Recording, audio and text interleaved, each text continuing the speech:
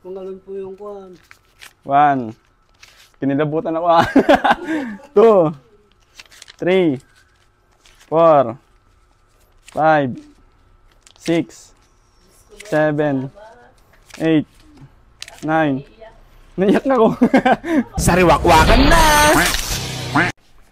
Dito po tayo ulit kila lolo at lola. Hello. Kamusta po? Tignan mo po yung mga Pagkalaking utang na loob po sa inyo, sir. Hindi po sa akin, sa mga sponsor po. Sa mga sponsor po. Sige po, tingnan niyo po yung mga pinamili natin. Yan po. Talagang ganun. May pasyente po eh. Okay lang po yung wipes, no? Kasi nagagamit kayo Wipes lola. po ang ginagamit nila. Apo. Ganito, sinishopee nila.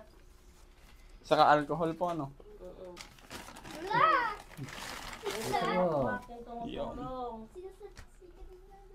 May bigay sa inyo. May mga tulong ka na Oo. naman. Oo. Yan po yung ininom nyo. Ayun po. Kayo po kasi ang kailangan unang lumakas para po maalagaan nyo si lola. Kaya kayo po yung una namin pinilan ng maraming gatas. Ayan po, bagong bukas mo yung isa eh. Yung isa po. Ito po. Nakapagsalita pa po ba siya? May insure din si nanay. Thank you po. Nayo, Ito nagatas mo daw. nakita niya po ba? Mulagat mo tamatam. Nakikita na. Nakita niya? Nakita niyo po? Pasalamat ka. Ayan o. Gatas mo daw kalaki. Tulong ni Sariwakwak. Pagkain mo. Ito po yung nagbigay sa akin ng sobrang daming bigas. Ang dami niyang binigay. Ayaw pong magpakilala nun eh. Bigas pa po lo. Opo. Ano pong gusto niyo sabihin sa nagbigay lo? Maraming salamat po sa mga nagbigay sa amin ng malaking tulong upang kami po ay madugtungan pa ng buhay. Okay na po yung natanggap niya lo? Opo. Salamat po sa mga tumulong po. Pwede pong si ate, ano pong gusto niyo sabihin de? Ay, maraming salamat po sa mga tumulong at tutulong pa sa mag-asawang mga kamag-anak ko. Maraming salamat po. Magsasalita. Ano pong gusto niyo sabihin lola? Salamat. Maraming salamat po. Yun na, magsalita ka. Ako. Sige, magpasalamat ka. Magpasalamat ka at binigyan ka ng gatas ni Manong. Magpasalamat ka. Salamat, sabihin nga. Salamat po. Hindi na po siya masyadong makapagsalita po. Meron yung minsan madaldal, minsan ganyan. Sa labis kong tuwa, maiyak ako. At ang Pilipino pala ay sobrang napakatulungin. Matulungin po. Tulong-tulong po tayong kapwa Pilipino. Kahit medyo inchik ako. Ako man po nung kabataan kong mukha akong inchik eh. Maputi po siguro kayo noon. Oo, nagtatrabaho ako sa Maynila. Ano pong palang sabi nila kay Lola sa kalagayan niya? Makakapag-recover pa po? Kung masusuportahan daw siya sa pangangailangan niya, makaka-recover pa daw po Tulad siya. po ng... Tulad ng yung kumbaga sana may mag-therapy sa kanya, magamot yung bedsore niya. Number 1, yung bedsore daw sana maunang magamot. Yung Kasi sa yung sugat bedsore, niya, no? oo. Yung bedsore niya kasi daw ang magpapahirap sa kanya at masakit daw po yun.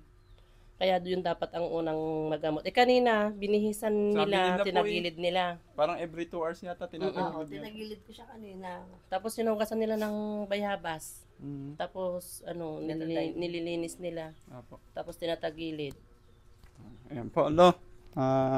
Pwede nyo pong iyan yung palad nyo. Yan, ganyan. Bariya lang po Ayos lang po. Hindi po ako namimili, sir. Kung alin po yung kwan. 1. Kinilabutan ako 2, 3, 4, 5, 6, 7, 8, 9. Naiyak na ako. Ano bang gusto sabihin lo? Maraming pong salamat sa magbigay ng tulong sa amin. Maraming salamat. Salamat lalo na sa iyo, sir. Sa iyo, madam. Sana hindi lang po yan, no? Para po dire-diretso yung ano. At may dadala namin siya sa ano talagang kahit sa hospital na mapapalitan ng ano at meron naman ng budget, dadalhin namin sa Oslam para mapalitan yung GT niya. Opo, opo. At saka kung ano pa po yung pangangailangan niya. Opo. Oo. Tapos po, yung diaper po kasi hindi kami bumili at baka mali yung size na mabili ko, sayang. Large lang naman yung... O large nga Salamat sana yung ka at bibiling may ko. tutulong sa'yo para madugtungan pa yung ano mo, may Sabi pagamot ni Sir, ka. barya lang daw, pero hindi barya. Maraming salamat. Hindi, biro lang po yan. Malaking bagay na po yun. Maraming salamat po sa mga nagbigay po. At sa mga magbibigay pa po. Thank you so much po sa inyong lahat. Nagpasalamat ka at marami ka ng tulong na kwan. Ayan, oh, may binigay sa yung perang pangpagamot mo. Si Sir Sari Wakwak yan. Magpasalamat ka na. Ang ating idol. Oh, matagal ka ng idol niya. Noon pa lang siyang may sakit, gusto lang talagang Nung humingi ng tulong. napurismad ako, yung... Kayo po sana yung ano, hihingan niya ng tulong, no? Pero sa kadahilan ng di ba, alam ko ang gaano kabagat ang dahilan niya kaya nagkaganyan. Ba't po ba siya nagkaganyan pala? Ano po, stress po siguro din sa kwan noon. Tapos yung pong kabuhayan, iniisip niya po yung kung saan sila kukuha ng pang-araw-araw nila, panggamot niya, pangkain nila. Yun po ang palagi niyang iniisip po kasi noon. Kaya sabi ko noon sa mga anak niya, malapit nang mawala ang isip ni ante kasi nga yung paulit-ulit na lang yung mga sinasabi niya kung saan siya kukuha. Apo. Wala nang gamot si manong mo. Nagbigay ka ng ulam ni manong mo at wala akong pambili. Ganun siya noon. Kasi pinsan ko, auntie ko. Apo. Kaya manong auntie ko sila.